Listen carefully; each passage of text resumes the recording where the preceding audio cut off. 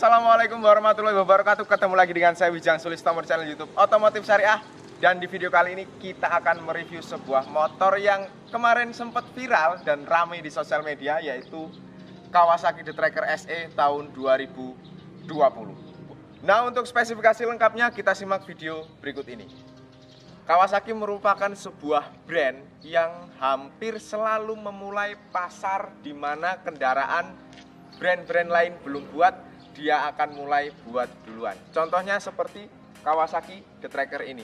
Yang lain seperti Honda, Yamaha, Suzuki belum mempunyai motor supermoto untuk road legal seperti ini. Kawasaki sudah menjadi pionir di kelas motor 150cc supermoto.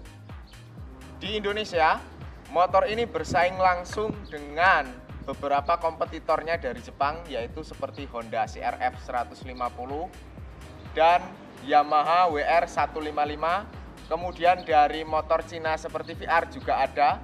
Lalu dari produk brand lokal seperti gas-gas juga ada. Ini di atas ini terdapat 3 lubang. Ini tujuannya untuk dudukan plat nomor, tapi tidak dipasang karena ya jelek sekali, karena plat nomornya itu pas di kening dari kendaraan. Kemudian turun ke bawah, motor ini masih menggunakan lampu halogen untuk semuanya. Dari sen, lampu utama, kemudian lampu instrumen, dan lampu rem, itu semuanya masih menggunakan box lamp halogen biasa. Untuk desain, memang desain itu selera ya. Namun desain dari Kawasaki The Tracker ini memang bisa dikatakan yang paling pioner untuk dalam hal seperti motor itu agresif sekali. Dilihat dari lekukan bodi-bodinya yang meruncing-runcing di segala sisi, semuanya runcing, sampai di ujung spakbor juga runcing. Kemudian kita lanjut ke bagian kaki-kaki depan. Remnya menggunakan 1 kaliper yang dijepit 2 piston, kemudian suspensi depan monoshock meneh. Kemudian suspensi depan upside down merupakan pionir di kelas 150cc crossover. Lalu disnya cukup besar untuk ukuran motor 150cc dan dibalut menggunakan ban IRC RX 01F berukuran 100/80 ring 17. Kemudian di bagian velgnya berdiameter 2,15 in. Kita lanjut ke sektor bagian komstir. Nah, untuk Kawasaki The Tracker dia kuncinya seperti ini ya teman-teman. Kuncinya masih biasa, belum ada yang keyless karena di kelas 150cc crossover itu nggak ada yang keyless-keylessan. Kemudian ketika kita kontak ada indikator netral, kemudian indikator lampu jauh, indikator lampu sen, dan ada indikator fuel tank. Lalu ada odometer dan juga speedometer menggunakan satuan kilometer per jam. Dan semuanya ini masih analog, belum ada yang digital sama sekali ya teman-teman. Kemudian di bagian tangki dia menggunakan tangki besi asli ya teman-teman. Ini kapasitasnya 7,8 liter. Cukup banyak untuk kelas motor 150cc Adventure. Kemudian dia joknya di sini two-tone dengan berbahankan kulit-kulitan ya, kulit sintetis tentunya. Lalu ini ada penjepit barang. Tapi ya nggak mungkin lah motor kayak gini dipakai buat bawa barang.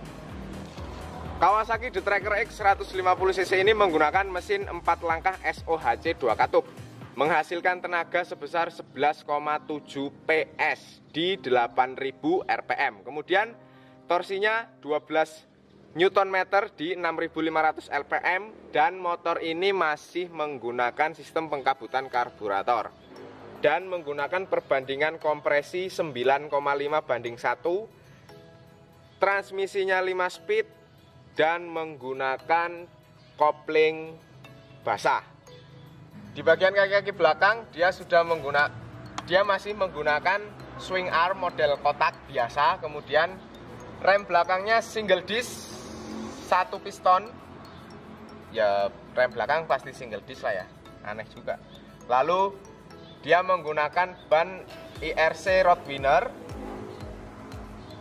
berukuran 120/70 ring 17 dan velgnya Takasago Excel ukuran 300 mm atau 3 in.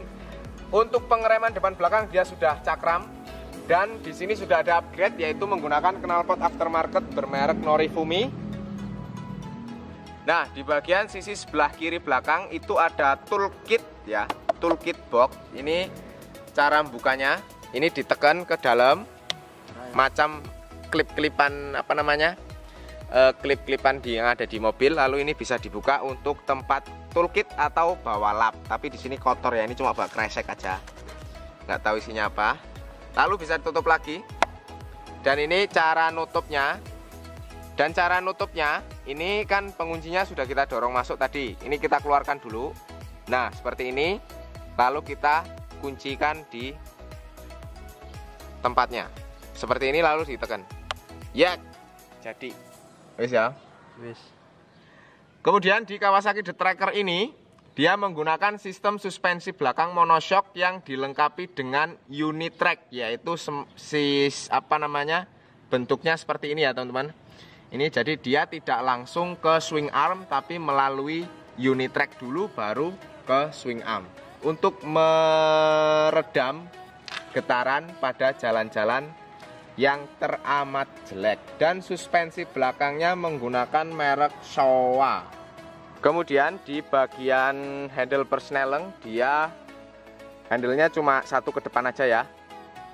Dan motor ini basic mesinnya itu sama plek sama Kawasaki KLX, karena ini cuma beda ban aja dan juga aksesoris embel-embel. Kemudian di bagian bawah mesin terdapat protektor, ini terbuat dari plastik yang cukup tebal, bukan dari besi. Lampu nyalanya seperti ini ya teman-teman. Ini lampu dekat, ini lampu jauh, kemudian ini untuk sen. Ini flashernya udah diganti ya, jadi dia ngedipnya cepet. Dan untuk lampu rem,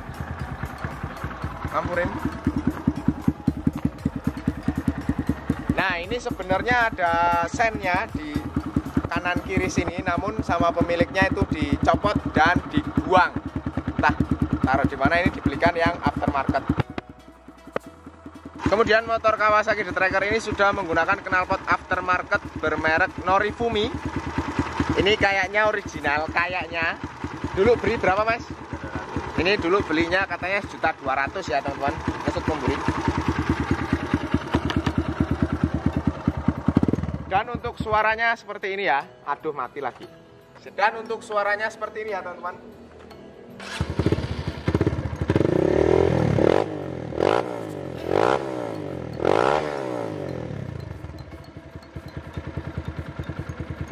Mantap, suaranya ngebas dan juga keras. Oke, itu saja video kita kali ini. Jangan lupa like jika Anda menyukai video ini, subscribe ke channel YouTube Otomotif Syariah, subscribe juga channel YouTube Wijang Sulistomo, bagikan video ini ke seluruh sosial media Anda agar semua teman-teman kalian juga tahu tentang motor Kawasaki The Tracker. Saya Wijang Sulistomo undur diri. Wassalamualaikum warahmatullahi wabarakatuh.